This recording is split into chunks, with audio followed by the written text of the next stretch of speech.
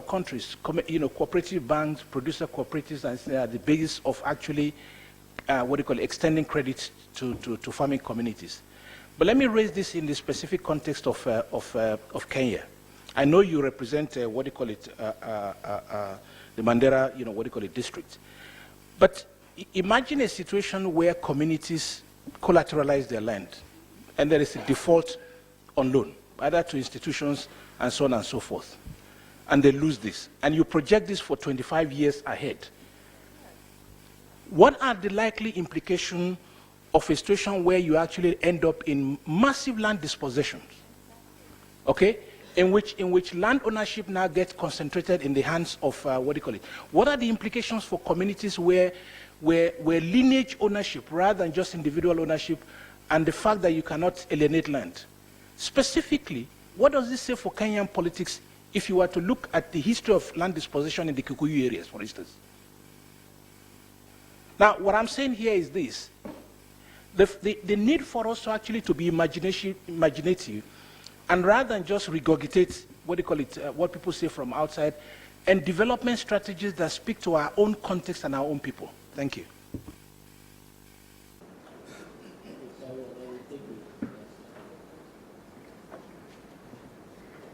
Yes, I'm Sakini Michael from Sierra Leone. My question goes to the presenters. What will be the role of civil society in the implementation of all recommendations that have been profiled here? This goes for order. Shall we take the last one for this? Yes, please.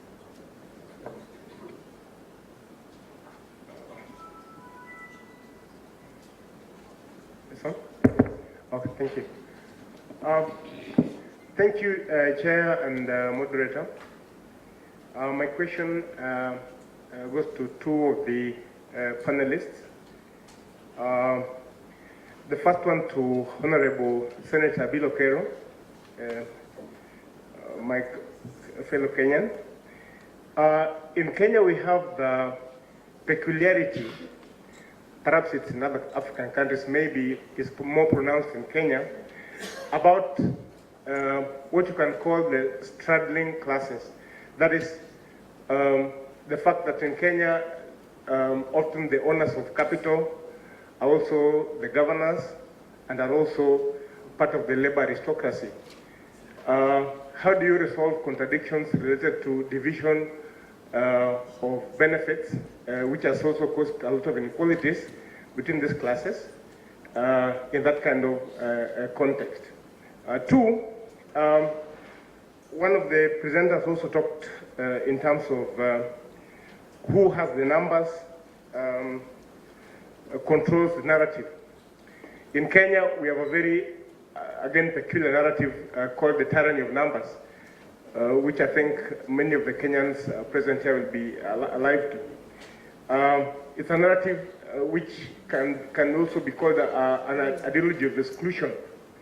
How do you address issues such as that, especially when you find that that narrative is actually based on falsehoods rather than actual demographic data? Finally, in terms of institutional design, it has been overemphasized about the weakness of the state, capacity deficiencies, and all sorts of things.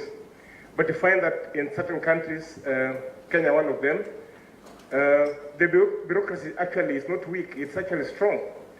And the issues of refusal to change are more important than inability to effect the changes. So in that kind of respect, when you have clawback and resistance from the bureaucracy, how do you address issues which are related to inequality? Thank you. Okay. Well, so yes, I recall well the question that was directed to me, although the first one also the question of the government power being eroded. How do we make sure that the government is back on that? Well, I think that's why we have been talking about developmental state. it has to play its role, and the other things will follow. And there is much on the agenda of a developmental state. There was the question that, 50 years is a long time and we don't know what will happen. No, I mean, it will be broken into periods and it will be updated every now and then as the future becomes clearer and clearer. It's not going to be cast in stone. It will be a living document that will be updated every now and then to make sure that it is realistic. I think there was the question of how do you finance all this. You will be amazed how much money there is, but has to be harnessed. Now, if we went into details, we would have mentioned. You are aware that President Thabo Mbeki was assigned to look at illicit outflows from Africa, and there is an estimate of about 50 to 60 billion that is illicitly flowing out of Africa. If you just stop that, it's more than ODA, actually, that in itself. But also a lot of governments now, by reforming their tax systems, their administration, and improving the quality of their expenditure, things are changing. A lot is being raised. Every now and then, as the economy grows, tax bases change. So the structure has to change those bases. To make sure that you raise the revenue and administer it properly.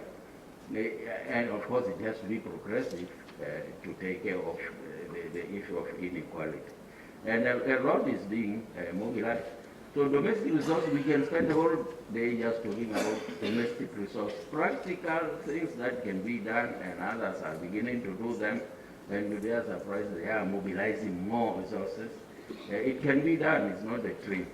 And the African Development Bank has a concept of Africa 2050, where they feel that African assets can be leveraged to raise funding even in the international markets to finance this ambitious infrastructure that do not attract either public funding or private sector funding, because they are regional, they are cross-border, and so on. And it's really a package that works because the board has approved it, and a lot of people so far think that it's an idea that can work. So these things can be done. The role of civil society, these are people's documents. Everybody was involved. So they will play the role that they have been playing, that they are playing, except that it will be made easier for them to work for development. So there is a role for civil society. Maybe I'll stop here and give others a chance. Thank you. So, Prof. Thank you very much to the questioners. The papers that we have delivered and that other people have delivered in the conference will be available to all of us, and I encourage us to go back and review many of these questions. Specifically on strengthening the capacity of countries to be able to track and analyze trends. That is indeed the mandate of the regional and other organizations, and we take up that challenge to help in this kind of capacity building. On the question of gender budgeting, I think that yesterday Tanika made a point in the morning that sometimes we get very specific. I think that in a lot of the discussions we've been talking about how many of the issues are cross-cutting, and that sometimes you actually are more effective when you don't target. He specifically mentioned the role of wage employment and what it has, equalizing wages and what it does to women's empowerment. And I think we can take this in mind, that it's not an exclusive thing, that yes, we will track the budget to see how much, the incidence of spending, but it is also important to pursue more general measures which may look neutral on the surface, but which can actually succeed in improving the position of women and other groups. On the role of civil society, when we were being asked to, this morning, when we were going around and talking about the takeaways from the sessions yesterday, those of you who were in the session on social policy, I was really struck by the comment comment from somebody here who said that the citizen is now a project. The citizen has become a project. I think that both in the question of the fragility of states and the question of institutions, we've been talking about the fact that at the same time that we need so many more things, governments are incapable of doing them, that the functions have been eroded. But also that citizens, there is not active citizenship. You know, we think that anything that we're given is a gift from government. So we are not making demands. We do not have social movements that make demands from governments to pursue that. And that, in a way, part of it has come about because of privatization and NGOization. So civil society also has a role in promoting an active citizenship. And the person will say, let's go back to the primary schools and talk about citizenship. Let's go to the women's groups and talk about citizenship. You know, how do we create active citizenship, active citizens who are able to hold governments accountable for what they do? This is the role for civil society and all of us. It's not just for civil society, but for all of us. Yes, the issue of power, data power, and inclusion. I think that you know, manipulation of data. Yesterday, two of the speakers, I think Lebohang and the Statistician General of South Africa, they called for a data revolution. When data is available to everybody, it makes it much more difficult for it to be manipulated by only a few people. We should not think of data as something neutral, etc. But we should really inform ourselves. We're being told to go beyond the averages to really find the picture. So I think that we have been provided with a lot of data and information over these last 3 days to begin to make a change where we are in our own countries. Thank you.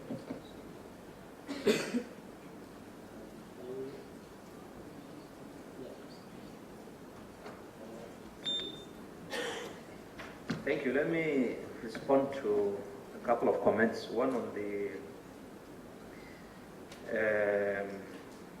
collateralizing of land. I think there is a saying, and there is an African saying, that one does not refuse to eat for fear of choking. You can't refuse to eat. You can't refuse, really. What we are talking about here is we have land. Is a valuable asset. In the rest of the developed world, land is used as a very important source of capital. So we have a situation in Africa where an individual has 10 acres, 100 acres of land, but cannot access credit, does not have capital to start business, so what happens is that ability really of countries in Africa, individuals in Africa, to go into entrepreneurship, to access, resources so that they can invest and be in business is really significantly affected by that. And I think what we're saying is that even in terms of the nation, when you look at the economy, the GDP of the country is significantly, our GDP, personally I believe the economies in Africa are significantly understated because our land resource, which is massive, is not factored in. We all sit on thousands, millions of acres because you're small-scale farmers or your subsistence, whatever, it's not captured in the economy. But in the rest of the world, really, there is the single most important source of it, you can use is the land that you have, is the security. We've gone to the rest of the world where people today are using paper. In the case of the US, you all know that when the subprime mortgage thing in 2008, it's not just about even mortgaging of the property. They went into a level where people are mortgaging papers that have been, derivatives that have come out of that. So we have a situation where, in our case, we actually have the tangible asset, and we are not utilizing, and the person is poor, the nation is poor, because all those resources cannot be used. And let me tell you, the economies of the world, it's about the finance we talk about, it's about credit. The money that we are looking for from the partners, that we are talking about, that Marvin is talking about, this is credit by banks. How do banks make credit? Where do they get that ability for you to generate resources, really? is dependent on the asset that you can use. So we have a situation where we have assets and we can't use. And I think if we only look about, if we are not, we have to be positive about these things. If we look at the negative aspect, that you'll be dispossessed of land, only that aspect, I think we'll be missing the point, in my view.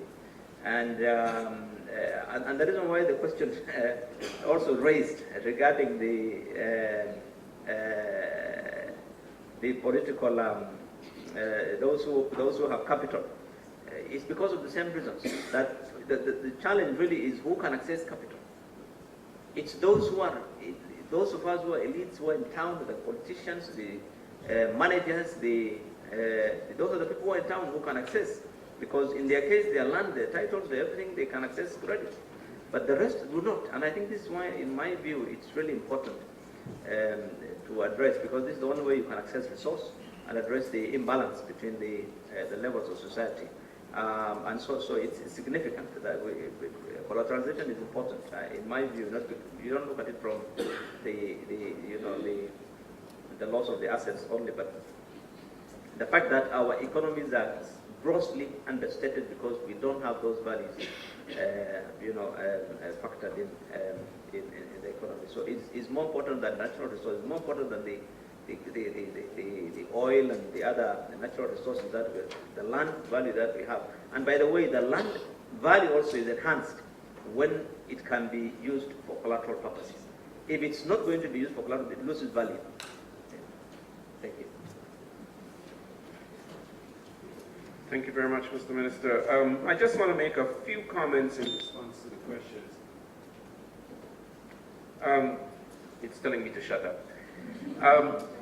Now, when we talk about the need for a paradigm shift and towards a transformative agenda, development agenda, I think inherent in that is really the need to come up with a completely new model that is context-specific. We should not transfer or think that models will be successful if they're transferred from one context to another, if the fit is not right. And so I would say that I don't want to refer specifically to the issue of Kenya. I'm not sufficiently familiar with it. The best approach would be find a model that best suits the context, the national or local context in the country. And that does not mean using what you have. It could mean starting from scratch, to have a discussion about what is that best model, what are the features and makeup of that model.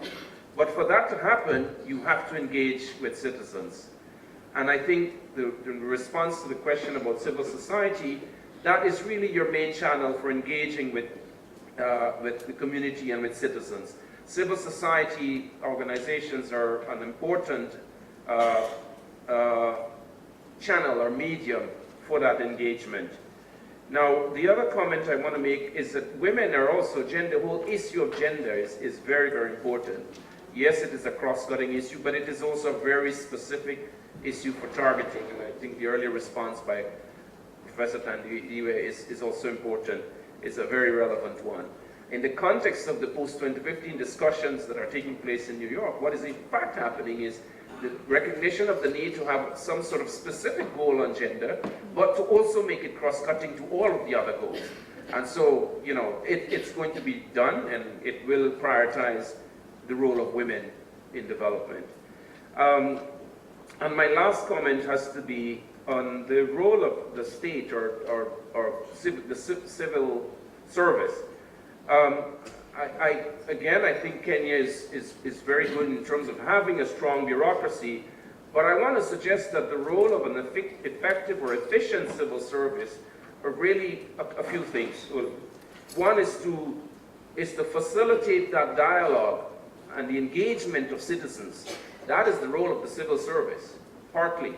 To create an environment in which that dialogue, engagement of citizens and setting development priorities and identifying and pursuing the implementation of those priorities is very, very crucial. The other role of the civil service in particular, institutions, national institutions, would really be to manage and implement your development plans and objectives. And the third is really to ensure efficient provision of services. And so if that is the sort of role of government as you see it, that needs to be properly defined, and it needs to be done through the engagement of all parties. Thank you.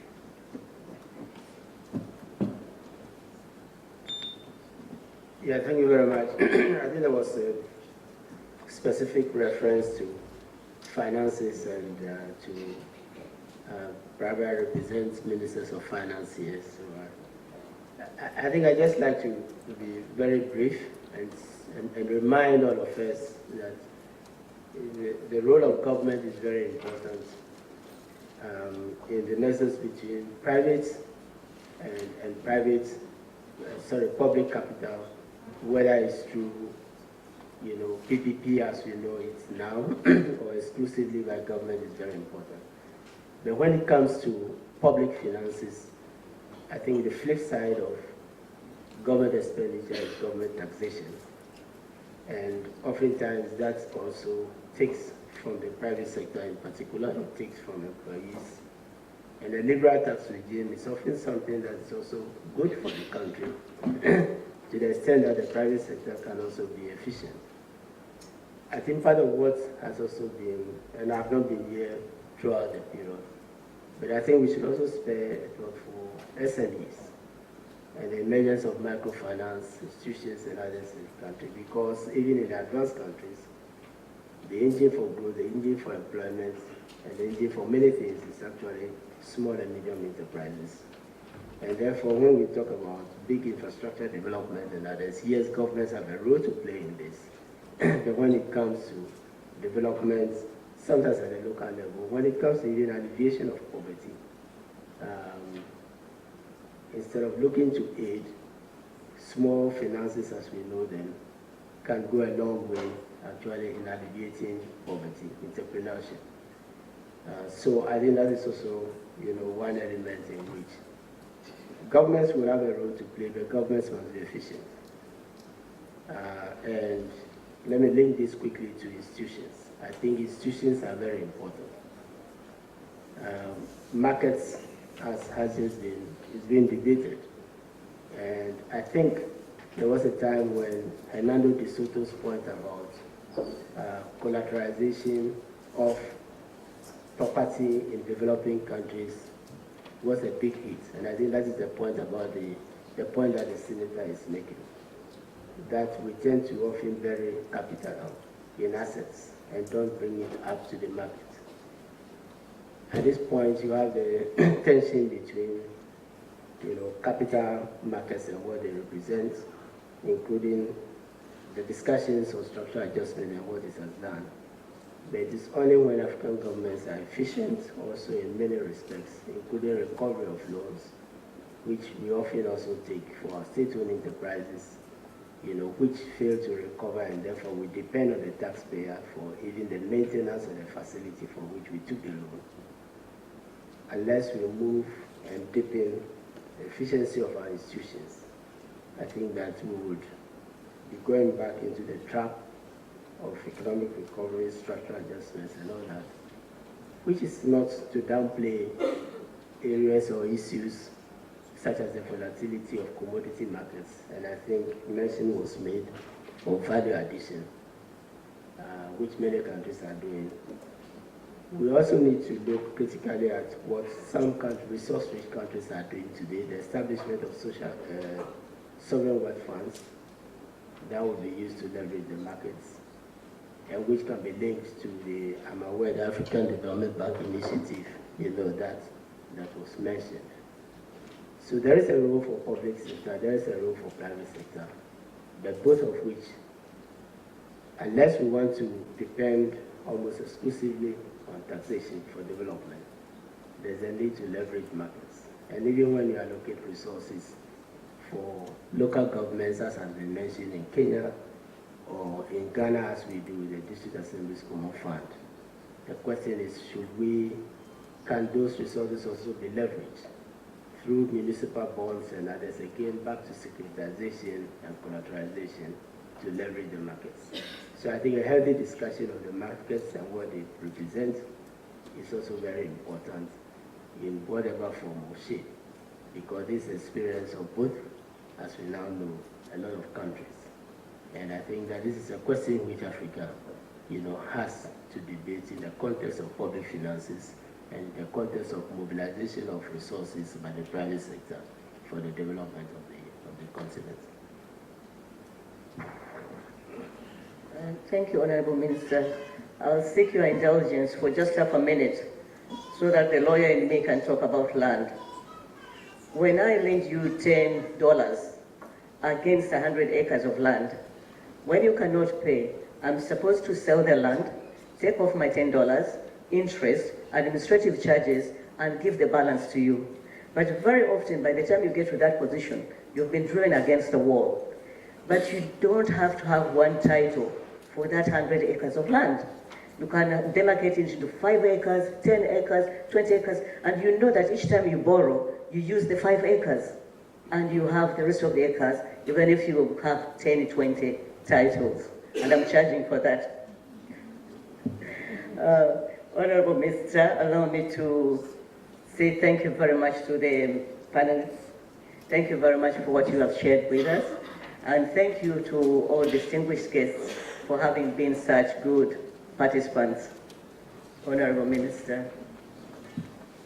Yeah, thank you very much, everybody. I believe that we've gone past the period for break and then the breakout sessions, which continues with lunch. I don't know if the moderator is taking over at this point. Yeah.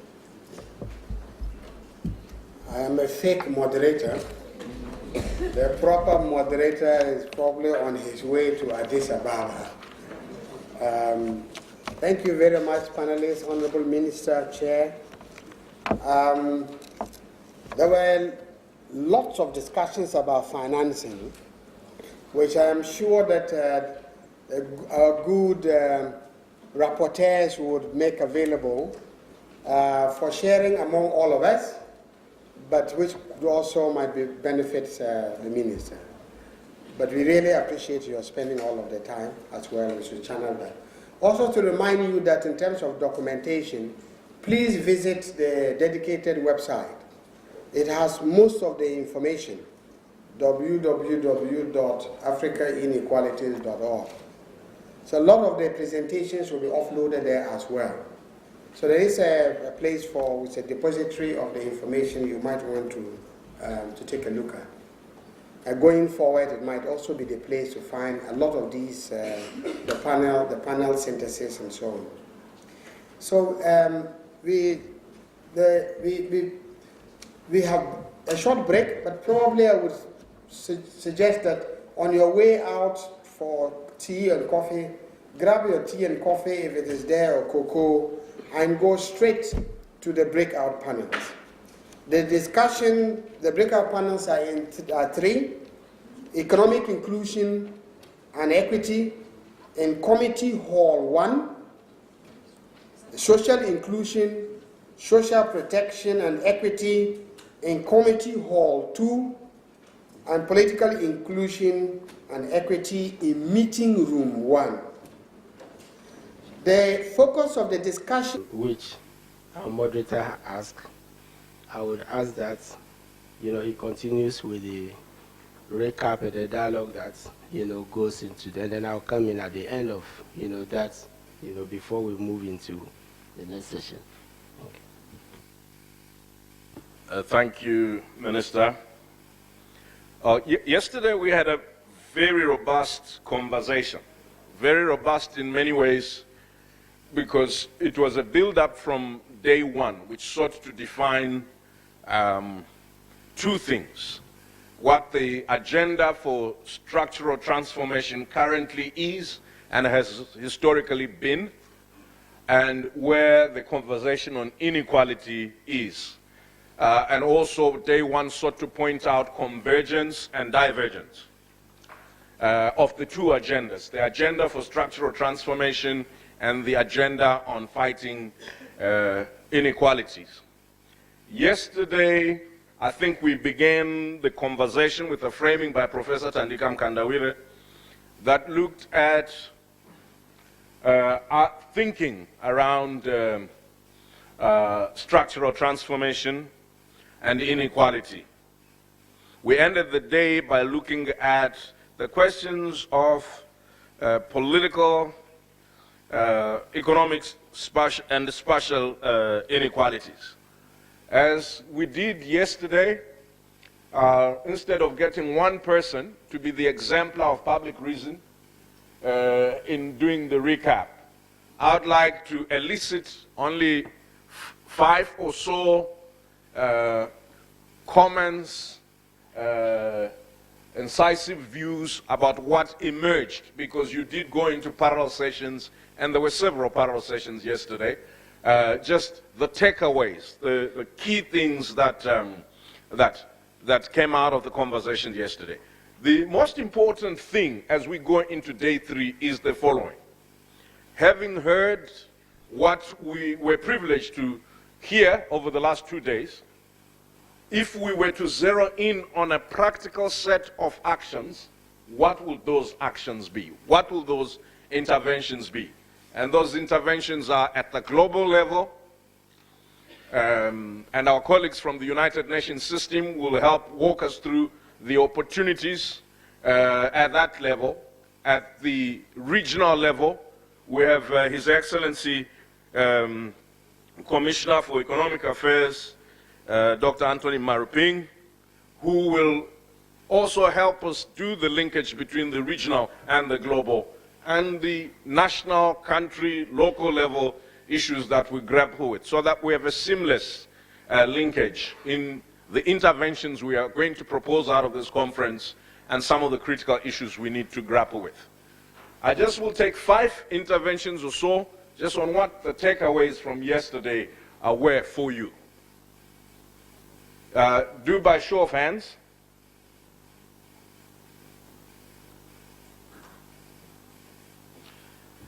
Those of you who were in the last plenary conversation, you remember that the Statistician General from South Africa and that panel helped us look at the relevance and the place of evidence in our policy making, in our planning, in the interventions we will propose.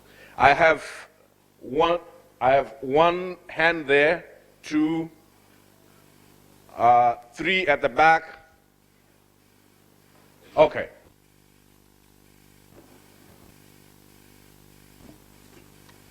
Please, for the benefit of the panel, kindly introduce yourself and then make your point. My name is Nancy Alexander from the Heinrich Boll Foundation. It's really a privilege to be here. And one of the things that came out of our session was an awareness that during the many, many years of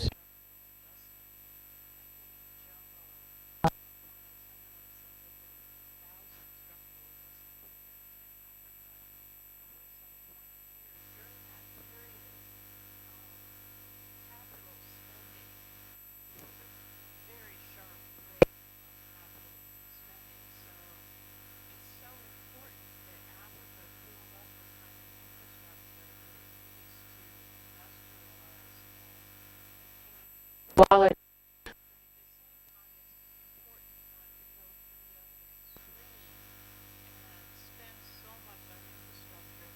needs of the people spending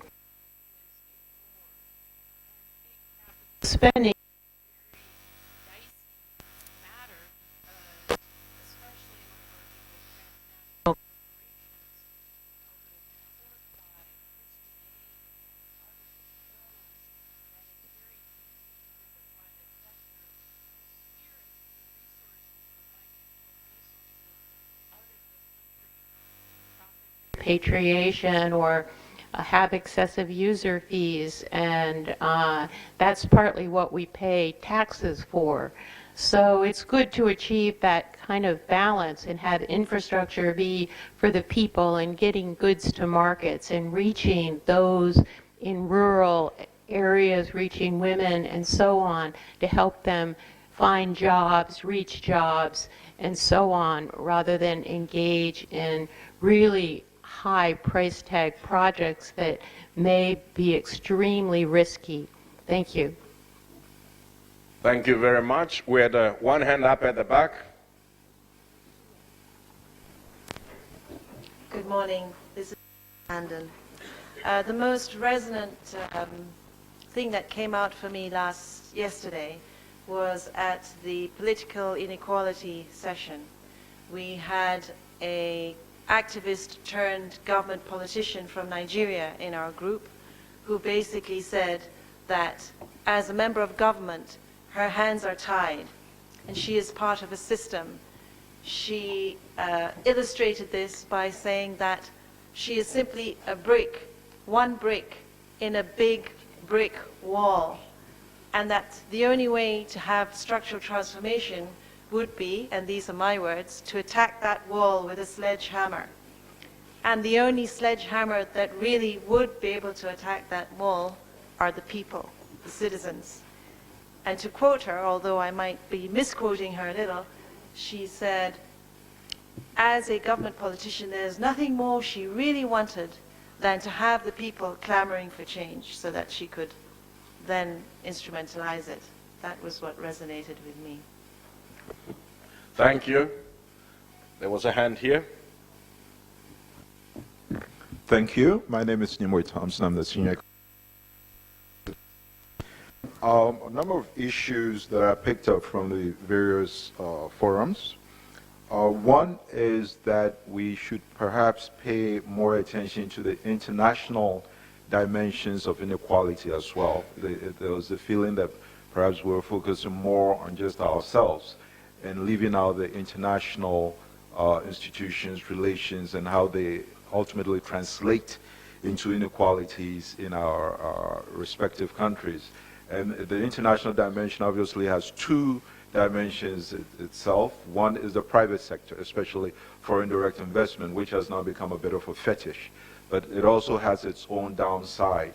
The tax breaks that already revenue-stressed countries do give to these companies often have no empirical basis. And if you do take the trouble to do even a back-of-the-envelope analysis, you realize that the net benefit is actually negative. And then the bilateral and also global level, the nature of the relationship between governments and African governments. And there was an observation that the issue of inequality, for instance, was removed from some report, the high-level panel's report, at the last moment, reflecting the influence of certain countries. There's the issue of the ultimate role or significance of local government, in the sense that all development, just like all politics, all development is ultimately local. All development occurs in communities, and that it needs to be a focus on that. And related to that is the importance of administrative statistics, and the South African statistician general did touch a great deal on that. That's actually a big hole in the case of Africa. And then lastly, the need for some sort of an implementation framework, that it's not enough to just have conferences like this and issue communiques and recommendations. But one word that someone used was deja vu, that we've seen this all before. And frankly speaking, there's nothing here that's been said in the past 3 days that's completely new. We've talked about it, and the only difference perhaps is the forum. So what we'll do going on from here that will be different, that next time we happen to meet again to discuss inequalities, we can actually say that there's some progress. When we met in Accra in April 2014, this was the state of inequality in Africa. And now that we're meeting in, I don't know, Abuja or Tanzania or wherever, this is the state of inequality. We need some sort of a framework or mechanism to be able to track that. Thank you. I had offered 5. I see one at the back. Ouais, merci à tout le monde. Je vois que dans ces 2 derniers jours de travaux, nous avons suffisamment débattu en faisant les diagnostics des problèmes qui sont à la base des inégalités. Qu'il s'agisse des politiques monétaires, qu'il s'agisse des politiques budgétaires ou qu'il s'agisse des politiques de fiscalité. Maintenant, il est question de voir concrètement comment ces différentes politiques ont une incidence sur le niveau de vie des populations qui sont derrière la montagne qu'on ne voit pas. Ça, c'est les populations déshéritées. En Afrique, nous avons près de 70% de nos populations qui vivent dans le milieu rural. Donc, dans le milieu rural. Il s'agit de voir concrètement qu'est-ce que nous allons faire pour venir en appui, en aide à ces 70% pour relever leur niveau. Ça, c'est un. Deuxièmement, il s'agit de voir comment on peut bloquer l'exode rural qui constitue à la déperdition de la main-d'œuvre du secteur rural vers les villes et les régions les plus nantis. Pour cela, il faut intéresser et attacher les jeunes dans les campagnes. Il faut attacher et développer les secteurs pouvant générer des revenus, et pour les femmes et pour les jeunes du milieu rural. Ça, ce n'est pas chose facile. Par rapport à la monétarisation, il est question de voir ici concrètement quelles sont les mesures à prendre pour inciter aux revenus les femmes, les jeunes, c'est-à-dire créer des banques qui investiront dans l'occupation à travers des projets modestes des femmes, des jeunes, pour les amener à se prendre en charge, et tout cela concourra bien entendu à réduire les inégalités à tous les niveaux. Je vous remercie. There was a hand. Yep. Yes, I am Sakindima from Sierra Leone. Yesterday I was in the political inequality session, and discussions in the sessions where inequality could be addressed from within and could be addressed with a political will. And challenges, inequalities occurs as a result of customs and traditions and the marginalization of some set of people, especially women, in terms of decision and involvement in politics. Excellencies, I'm sorry. Herbert McLeod from Sierra Leone. One very interesting takeaway for me was the importance of functional inequality and its ramifications and implications for structural transformation. I think we shouldn't leave this out. Excellencies, in the rich discussion yesterday, it is clear that oftentimes economic inequalities morph into political inequalities and vice versa. And that in thinking about inequalities that don't sit neatly within one category without the possibility of migration. So certain social inequalities do become political and economic and vice versa. And the second thing is that you do need two things. You do need institutions, structures, you do need policies, but you also need this paradigm shift that we're talking about in terms of the political culture, in terms of how we do things. Because ultimately, economic policies are choices that are made by those with the power to choose. And the conversation clearly pointed out that there are constraints, some visible, some non-visible.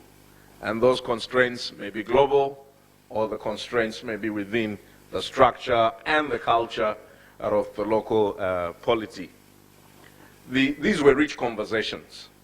And I trust that with the brief recap that you heard, and also the fact that the point was repeatedly made that they are multidimensional in nature, inequalities, that in this morning we then have the onerous task of resolving the question, now that we know and are agreed that this is the character and nature of inequalities, what should or must we do, and how? The tools that we should put in place to deal with them. I hand back to the chair, to the Honorable Minister, and thank you for the accommodation and the time to recap.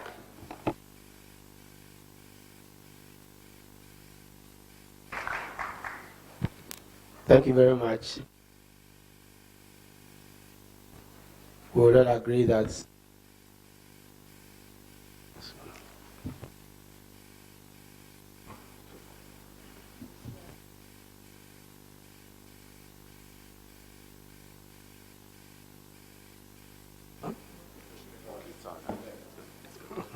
yeah, thank you very much. I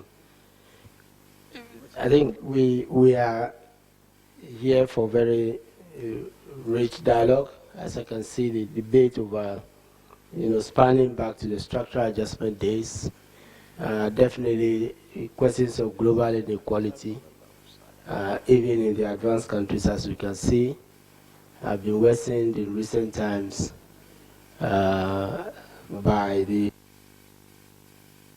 global financial crisis that has seen most advanced economies come to their knees, and the impact that it has had on, resources, their own doses of adjustments. Within this period, we've seen a lot of countries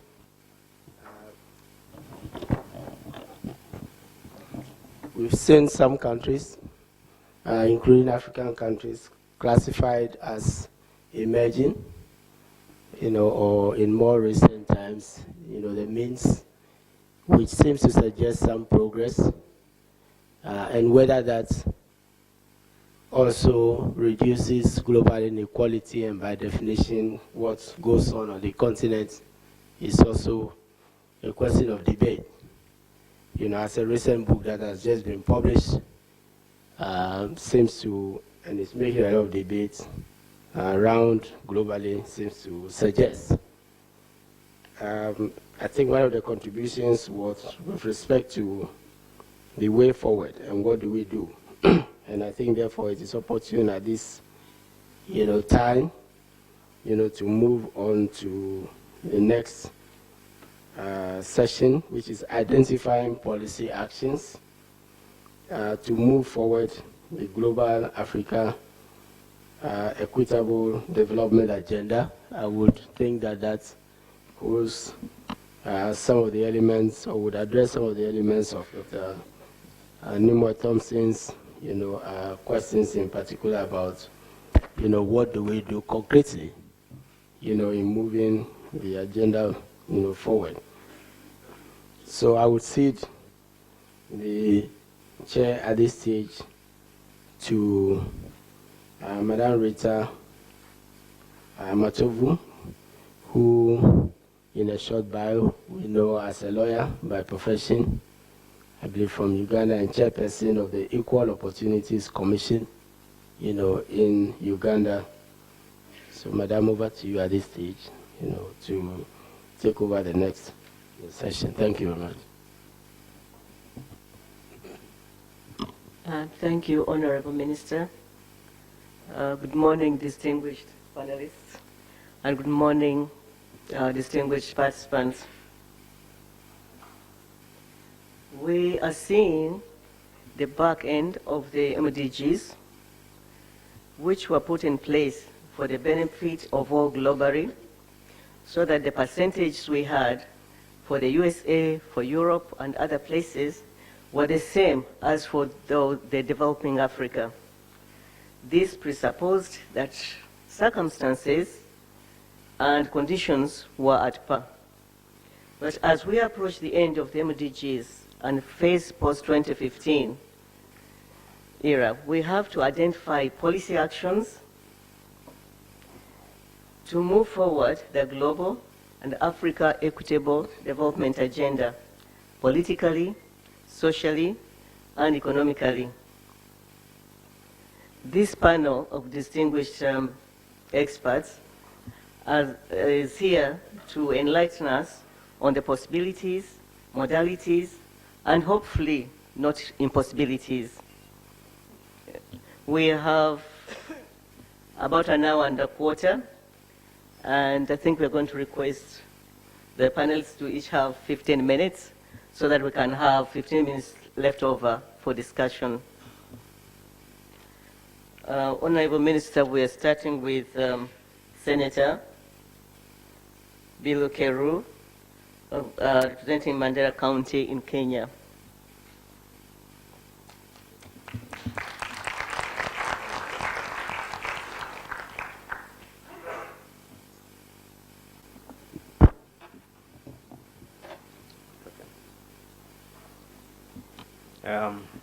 Assalamu alaikum. I don't know whether you can all see the slides or whether there's need to reduce this particular light on this side here.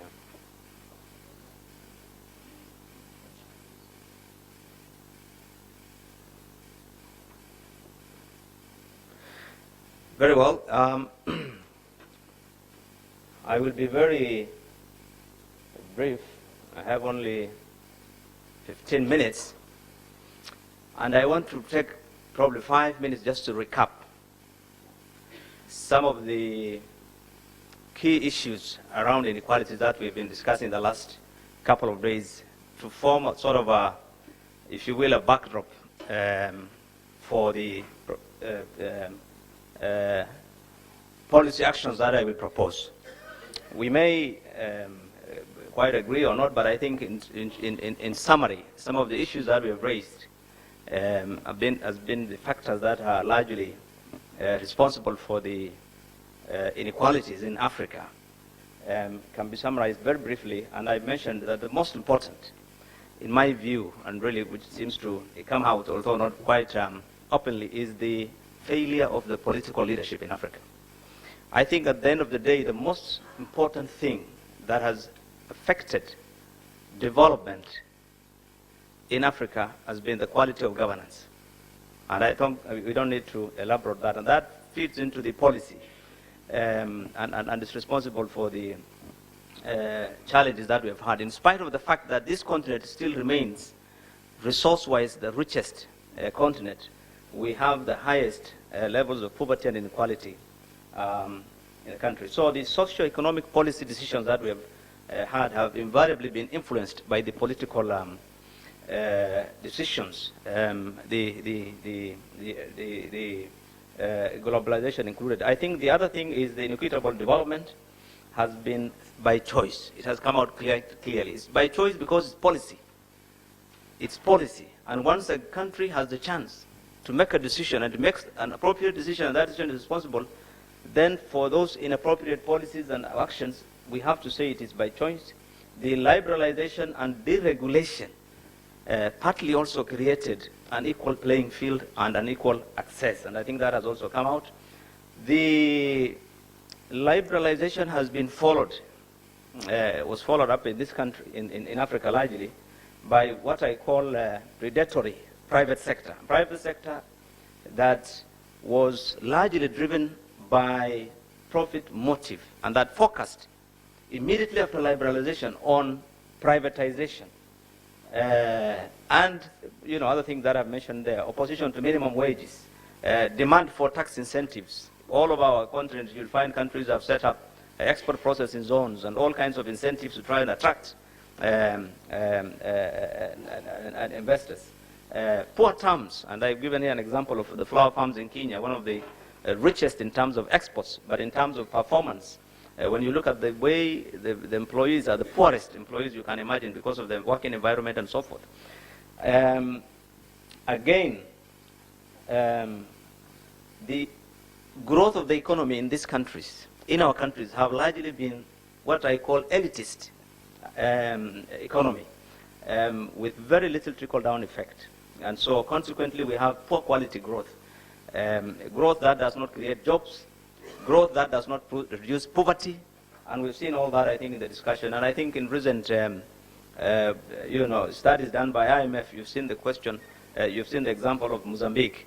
When you compare the growth in Mozambique for the last 20 years, one of the most spectacular growths, and when you compare that with another country in Asia, Vietnam, but when you look at the quality of growth, the way it has reduced, the amount of, the significance is the reduction in poverty in that country compared to Vietnam, then you realize that really the quality of growth, and this is why I've said it's elitist, in the sense that our economy always focuses on those sectors that actually benefit those of us who are probably in the cities, or those of us who are in positions in government. This is the economy about the tourism, economy about tea, coffee, the economy about those areas that really does not, at the end of the day, because when you know that in Africa, 80% of the people are dependent on agriculture, subsistence agriculture. 80% of the employment is in the informal sector, really. And those sectors of the economy are hardly captured in what we see as the economy in Africa, really. When the finance minister talks about the economy, he does not talk about the economy of the 80% informal sector. Those figures do not talk about the 80% that are dependent on agriculture and so forth in the rural areas.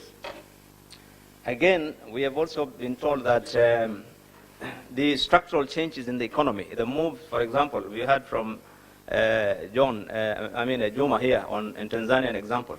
The move from agriculture to industry did not automatically result in any significant gains. In fact, it ended up in significant losses to employment and so forth. So really, again, in terms of the structural changes that we have seen, those policies have not been very fruitful. The multilateral institutions, such as the World Bank and IMF, and the impact on policy decisions have also largely been responsible for the inequalities that we have seen. And I'll give you a good example. In the early years, about a decade or so ago, where it has been very difficult because of those decisions to even recruit teachers. And when you don't have teachers in public primary schools, who gets affected? It's the children of the poor. When you don't get nurses in hospitals, and because of those conditions that have been set, you cannot recruit because of the control of this policy or that policy on wage or this or that, then you find that the poor really, and that resulted in significant expansion of inequalities. So in short, and we talked about this yesterday even in the breakout sessions, the macroeconomic issues really do not focus on those areas that would have significant impact on the lives of the ordinary. So when we talk about the macroeconomic issues, our finance ministers largely would talk about what? They talk about the inflation rate, the interest rate, the exchange rates, and all those things that really, at the end of the day, do not significantly affect that rural economy that the majority of our people focus. So the result is, again, adverse social impacts. We also had talked about the imperial, in quotes, financial sector that we have in our countries that focuses largely on what I call money trade. So you find in all our countries, the finance sector is the most profitable, the best performing, whatever the economic situation in the country. And you find the reason is because they target those areas in terms of financing, in terms of lending, they target the areas where they get the maximum yield. As opposed to, and I think this has been discussed here yesterday, investing or financing a productive enterprise. And the result is that a very significant part of the economy, for example, the SMEs, the farmers, who are the key people who would have transformed, really, are the ones that do not have access to finance. If they have access, the cost of finance would be prohibitive for them to. And so governments really have generally ignored that. So lastly, I want to also mention the reference to the unfair trade practices, again from institutions such as WTO and so forth. And this has been very pronounced, particularly with regards to agriculture. And the many years that the discussions around agriculture have been going on in WTO, I think we all know that the impact those reforms would have on the economies of many of the countries in this region. So in brief, Madam Chair, I just wanted to recap some of the key issues that had been highlighted, and then look at the options, the policy options. And I want to start off by suggesting that we need appropriate legal and policy framework on inequalities at national and international levels in all future initiatives. And let's start off with the post-2015 development agenda, Africa Union 2063. Let us have, in all of those goals, we must include clearly a framework on inequalities that must underpin all the goals that will be in all the dimensions that we have mentioned. Second, I want to suggest also that a universal charter to sort of outlaw, and I said in quotes, regulations and policies with outright inequity, and encourage equitable socio-economic development programs and initiatives. We have charters on human rights. We have charters that are being enforced, globally by all the countries that are members of the UN. I want to suggest, let us have a framework to reject discrimination and enforce equal access to development, equal access to resources, equal access to jobs. Let us try and see why we cannot. My suggestion is I think we can, and I think it's time we mainstream this kind of a charter. I also want to suggest that in terms of the constitutions or the legal framework in African countries, we can develop a framework, a legal framework in the constitution or through other laws for equitable development that underscores three things. One, decentralization and public participation. And we've also heard in the last few days that, and I think the Ghanaian president, when he opened the meeting, did highlight this, how significantly decentralization of the public service has impacted on development in his country. And we all also appreciate, and I want to give an example here of Kenya in the last constitution that we have had in 2010, that decentralized the governance structure from the center to the counties, at the same time also decentralized allocation of resources down to the counties. And the impact really is significant. Counties or regions of the country that had no access to resources before have an opportunity now to have their own governance, their own legislative assembly, and have the decision. They make their own decision on what they want to do in terms of their growth, in terms of their investment, in terms of their development. And I think that is quite significant, because then it gives those regions an opportunity to really opportunity to feel that they belong and they have access. So I think it's very important, and I think in countries where the governance system does include decentralization and public participation, and I really think one can borrow from that constitution in Kenya, that every legal process or policy decision that the government makes must involve public participation. It's a legal requirement that you cannot create a law, whether it's at the county level or the national level, without the input of the people. And I think it becomes very important, therefore, to, it gives people opportunities to then focus on equitable. The second thing is on equitable resource allocation. Again, a criteria that can be developed, and this again is, and I want to borrow again from our constitution in Kenya, that provides specific criteria for resource allocation, so that all the counties know from the annual budget expenditure of the government how much you're actually going to get based on the criteria that has been provided for in law. And this is a criteria that is developed by the people through their representatives in Parliament and in the Senate. And at the same time, all appointments to senior public offices are also done on a basis that takes into account regional and ethnic representation. Again, that has a significance in terms of addressing some of the inequalities that we have seen in the past. So that today, if you want to make an appointment in Kenya, you have to really check any government institution or public institution that wants to make appointment of, including the president, if he has to make the cabinet appointment, or at the county level. All the appointments must take into account both regional and ethnic. That again is significant because it addresses some of the problems that we have seen. Political inclusion through fair representation of all groups. Again, that we have seen, it's something that works. When you enforce it through the constitution, you can address the inclusion of gender, persons with disabilities and marginalized groups.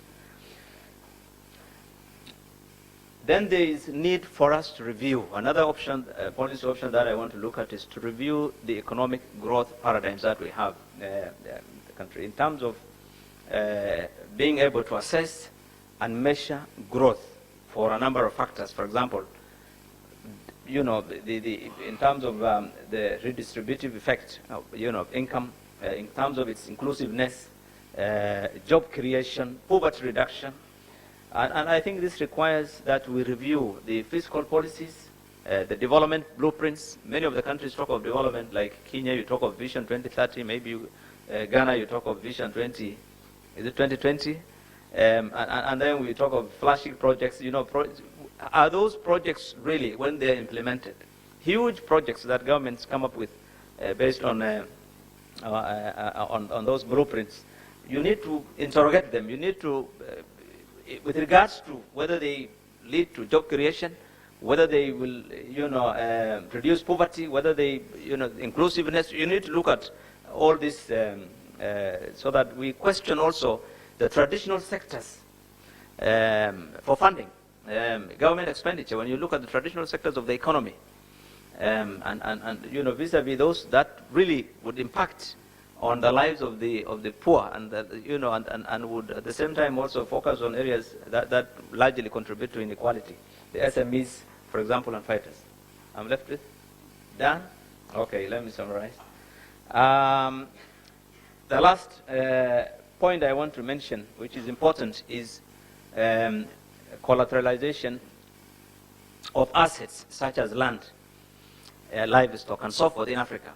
One of the things that you will appreciate is that the reason why we are largely poor is because our assets are not really collateral at all for the purpose of accessing finance. We all have got land, we have property in Africa, but because our lands are not properly registered, they do not have titles, they do not form security, they are not acceptable in banks, then we have people remaining poor in many parts of Africa really because of that. And I think it's important that and if you compare with developed countries, this is one of the most important things that contributes to their wealth. It's the fact that they're able to use their assets. Whatever, if you have a chair, if you have a table, forget about land. You use it as a collateral to access credit, to access finance. But we have land, valuable more than any other, with resource. But because of our systems, we are not able to utilize them, and we remain poor. And I think that's some of the things that we need to address. And lastly, because I think of time, government must develop specific interventions in law to remedy historical inequalities. Historical. And I've given examples, for example, in Kenya, with safety net programs for vulnerables, equalization fund that addresses those areas that have been left behind for many years, constituency development funds, ways of funds, women enterprise fund, youth development, so many specific interventions that address inequalities that have been there in the past. I think that is important. The central banks, again, because of what I mentioned earlier about the financial institutions, they need to develop regulatory framework for financial institutions on lending to productive employment sector. There is no such a thing as the market. Let me tell you, and you have seen it after post-2008 financial crisis. The state must be involved. And we have seen when you completely deregulate what has happened. And I think the trend nowadays, even in developed countries, is to regulate. And I think our banks must be able to give direction in terms of the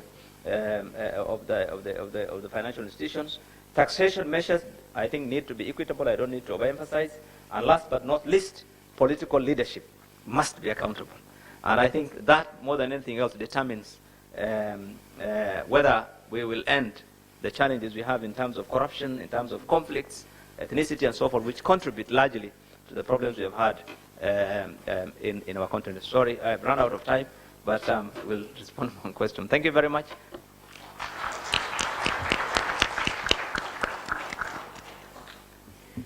I see why you needed more time, because this is very important and it is relevant to all of us. But now allow me to call upon Professor Tekiwa Menu, who is the Director, Social Development Policy Division of the United Nations Commission for Africa, Economic Commission for Africa. Welcome, Professor. Thank you very much, Madam Chair. Good morning, everybody. Honorable Minister of Finance of Ghana, Madam Chairperson Nananom, fellow panelists, distinguished participants, ladies and gentlemen. I am honored to participate in this panel on identifying the policy actions to move forward the global Africa Equitable Development Agenda and to present the ECA perspective on this issue. Distinguished participants, we know, and especially the sessions that we've had over the past 3 days, has brought out the many different perspectives, and also the fact that throughout history there's never been only one path to sustain development. And in my opinion, this gives us great hope because we know that African countries differ widely in their resource endowments, human capital accumulation, population densities and structures and political systems. So in other words, there is not a one-size-fits-all. And these differences suggest that the road to sustained growth and development will differ across countries, with each country facing different obstacles, challenges, and opportunities.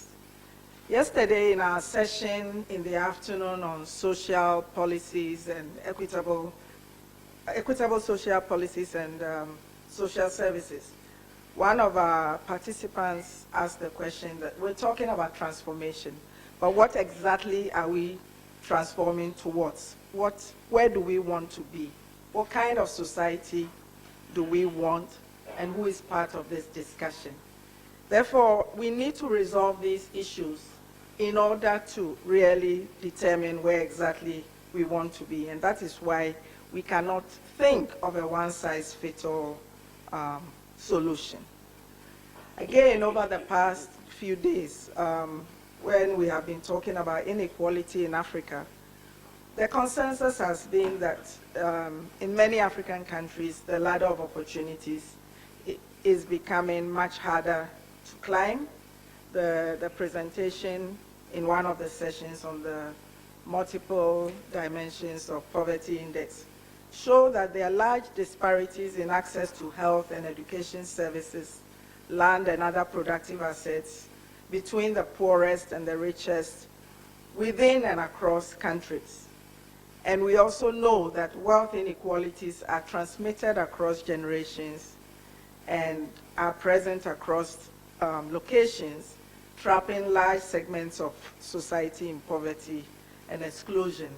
And data has been presented about some of our countries, Angola, Botswana, Comoros, Lesotho, Namibia, South Africa, and Swaziland, for example, which count among the continent's top 10 most unequal countries.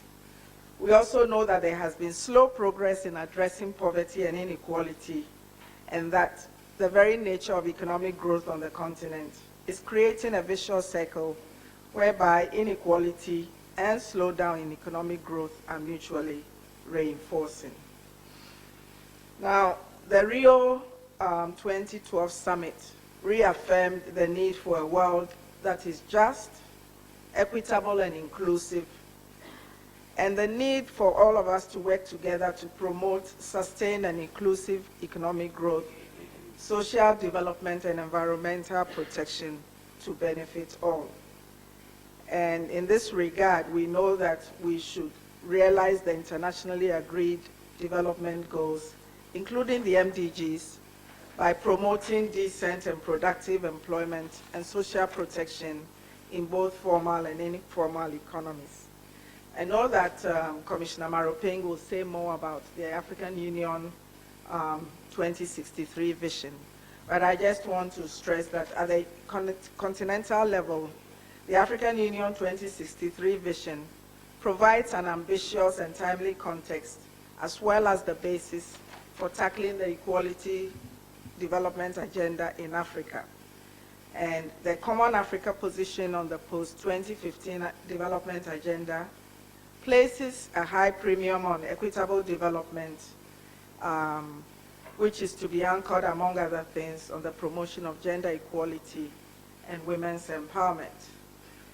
Again, the Joint Economic Commission for Africa, Africa Union Commission, the Africa Development Bank, and UNDP outcome document of the regional consultations on the post-2015 development agenda has reaffirmed the need to prioritize equity and social inclusion, as well as to pay attention to women, children, the youth, the elderly, and people living with disabilities and the displaced in the development agenda. And this position was strongly reiterated by the ICPD Beyond 2014 Review Summit, which was held in 2013 in Addis Ababa, Ethiopia, which called for economic development with a special focus on the youth and women. In terms of the position of the ECA and to some extent the UN in general, The ECA recognizes that there cannot be meaningful development in Africa without addressing the fundamental causes of inequality, such as economic and social power structures in the decision-making process. And for this reason, we are supporting the African Union Commission and the regional economic communities in their efforts to promote equality and equity in the decision-making processes through a number of legal instruments and protocols. However, these instruments need to be translated into national policies. And ECA's objective going forward is to work closely with member states to achieve Africa's transformation agenda by supporting member states in their efforts to implement growth-oriented macroeconomic policies and to restore development planning with a view to reducing inequality. As a Commission, we have also devoted our energies to promoting a people-driven social and economic transformation agenda anchored on well-grounded research to influence policy-making processes in Africa. As we have heard throughout this conference, he or she who has the numbers controls the narrative. And in this regard, we are investing heavily in the production and collection of credible data and statistics to inform our policy interventions.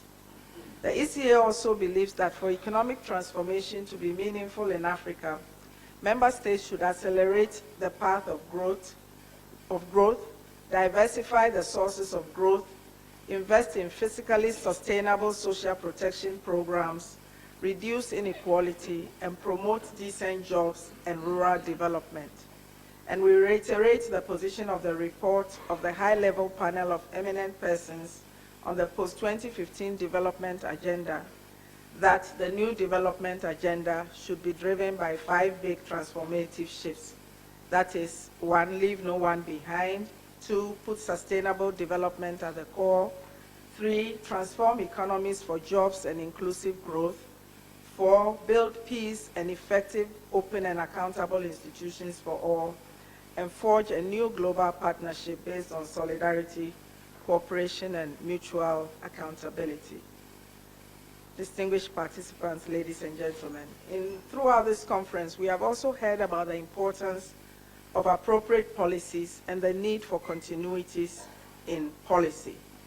And in terms of policy actions to move forward the Africa Equitable Development Agenda, I want to propose, these are the positions of the ECA, that we must ensure domestic resource funding for the provision of basic social services, including access to housing, water, sanitation, and energy.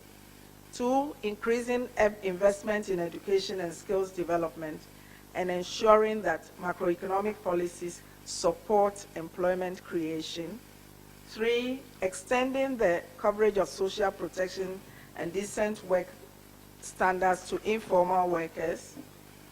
4, progressive income taxation and highly redistributive social transfers targeting education and health spending, as well as child and old age benefits.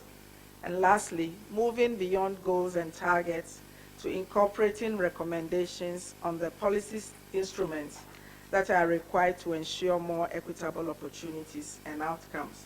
Since our finance minister is here and he's in charge of implementing many of these, I look forward to him engaging with us when it comes to the discussion. Thank you very much.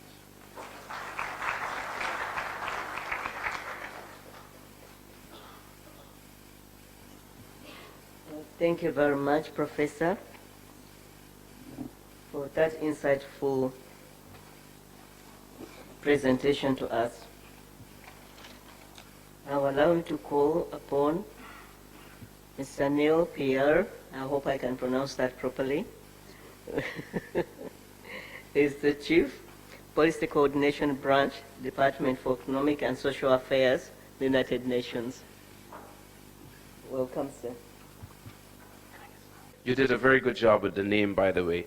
And don't associate me with anything French, because my French is very limited. I'm from Guyana, but with a French first name, that's my last name. While we're waiting for the presentation to be uploaded, much of which I will go through very quickly, because I wanted to capture a lot of the threads of what's in my presentation have been featured in various ways throughout the discussion, but I especially want to highlight the intervention earlier this morning by our colleague from the government of Ghana, where he focused on some of the external drivers of inequality. Those in fact will feature significantly in what I'm about to say. So I'll shift the focus a little bit in my presentation, starting from where Professor just ended, to talk a little bit about what's taking place from the New York end of the UN spectrum, but specifically from the intergovernmental side of things. Yes? Okay, the background of my presentation, the structure of the presentation is basically, I'll talk a little quickly about the Economic and Social Council, which I work with very directly, as well as the UN General Assembly. I will address the issue of inequality at the global level. We'll talk a little bit about the sustaining development gains, what are some of the drivers of inequality, and I'll end with some way forward suggestions. Now, for those of you who are not aware of it, the Economic and Social Council is one of the charter bodies of the United Nations. The others are, of course, the General Assembly, the Security Council. We are a little less known well known of those charter bodies. Charter bodies because they were written into the charter from the foundation of the United Nations. The context of much of what we're talking about, of course, goes back to the Millennium Declaration of 2000, and the MDGs. But important milestones in the process of measuring development progress globally, one of them has been the Millennium Summit, which happened in 2005, and since then there was one every 5 years in 2010, and there's going to be one again in 2015. But two main outcomes of that summit of 2005 with respect to focusing on tracking the progress in development under the MDGs and the internationally agreed development goals, were a mandate that ECOSOC should conduct annual ministerial reviews of development progress globally. And secondly, there should be a development cooperation forum held in the context of ECOSOC every 2 years. In essence, the AMR, as we've come to know it, really was meant to address MDGs goals 1 to 7. And the DCF really is the forum at which goal 8 is to be addressed in terms of the partnership for development and development cooperation. Since then, we've had a few additional milestones. One of them was, of course, reference was made just a while ago to the Rio Plus 20 conference in June. There are some significant outcomes of that process, one of which was that development really is not about social or economic, it's about all dimensions of development. And really the need to integrate economic, social, and environmental dimensions with cross-cutting issues of governance and rule of law, equality, human rights, and all of those. Another main outcome was the mandate to set up a high-level political forum on sustainable development. And yet another is to link national, regional, and global levels of development. Now, the backdrop of all of the processes and substantive discussions that are taking place is really the preparation of a post-2015 framework which will replace the MDGs as of next year. That's the overall context. Now, let me very quickly zero in on what the AMR is doing this year, which is the context for my presence here also. Each year we select a theme as the overarching focus of the review of progress. And this year the theme is quite a mouthful, as you can see, addressing ongoing and emerging challenges for meeting the Millennium Development Goals and for sustaining development in the future. In a nutshell, we've broken that down into 3 main priority areas of focus. The first is really to look at what are the institutional, policy, and other enablers of development. In other words, what have been some of the drivers at the institutional and governmental level that may have impeded development or enhanced the progress of the MDGs. The second focus is what is the role of inclusion, equity, and participation? And the theme of this conference fits very squarely into both of those, but more particularly the second one.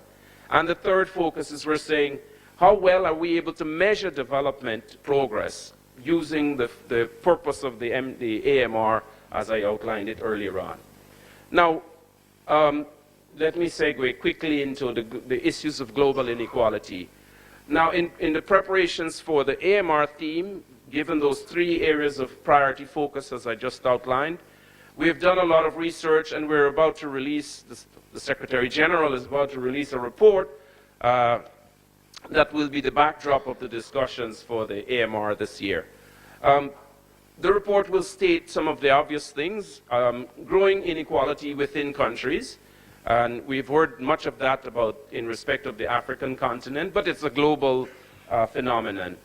The report will also highlight that progress has been made in reducing poverty in almost all countries.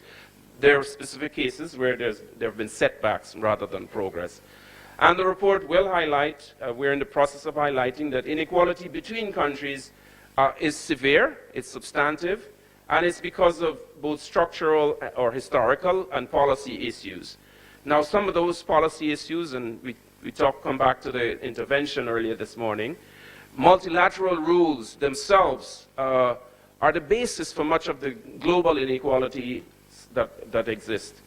Globalization has actually fostered a lot of the inequalities between and among countries.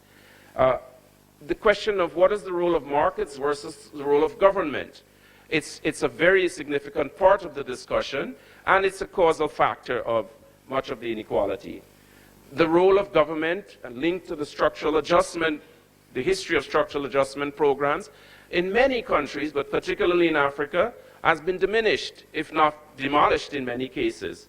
And so the effect of that, we were told then that the markets should prevail and markets will fix things. Inadequate attention to fairness and rights-based approach in the international discourse that has taken place over the last decades.